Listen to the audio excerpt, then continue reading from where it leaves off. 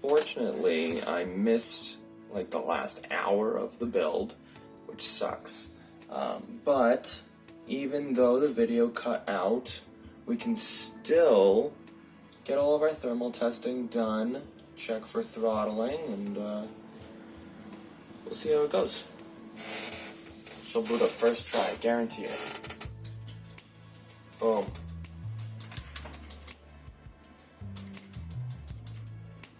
Alright. Great. Everything is reading. There is our CPU. There is our RAM, dual channel, 16 gigs. Beautiful. And setup. Alright, let's see. CPU is running. RAM is far faster than that. I'm not gonna mess with any of. I'm not gonna do any overclocking. The CPU is running nice and cool.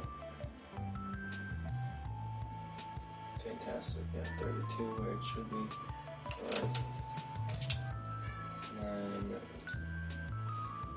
just give it a nice restart. Alright, next. Install. Great. That was pretty quick. There we go. This is your first time installing Windows. Getting your devices ready. The great thing about the NVMe drives is they are so fast compared to a hard disk drive.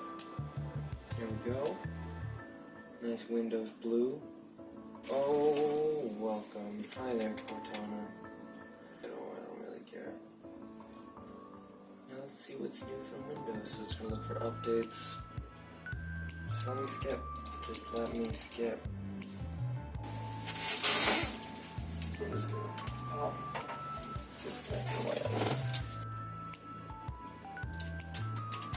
User. There we go. New passwordless. Thank you. And then we'll turn off all of that. No, I'm good.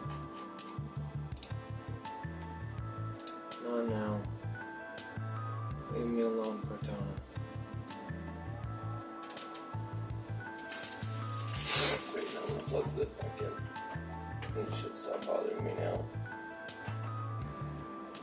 Oh, maybe later. Leave me alone, Edge. Windows update. Just pending the restart.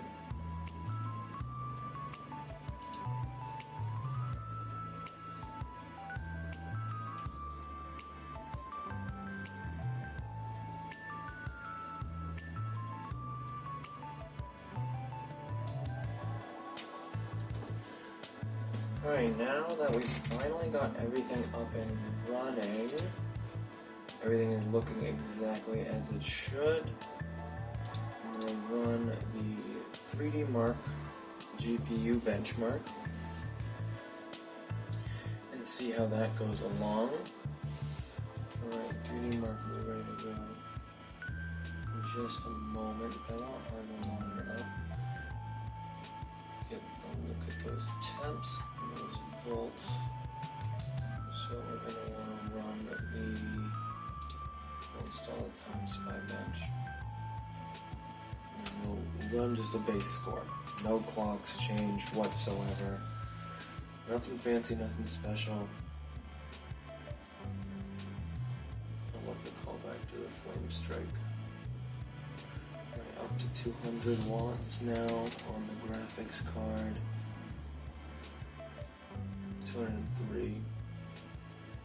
Actually, graphics card utilization is only 75 plus. MEM's only at 25. That doesn't surprise me that it's not using a ton of RAM for this. It looks good. Reflections look really good.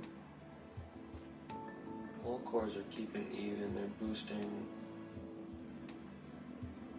just over 4,000 megahertz. Temperatures stayed nice and cool for that. 57 degrees. Graphics card did hit 74 54 at maximum, but it was only for a little second. It is staying under 50 for the most part.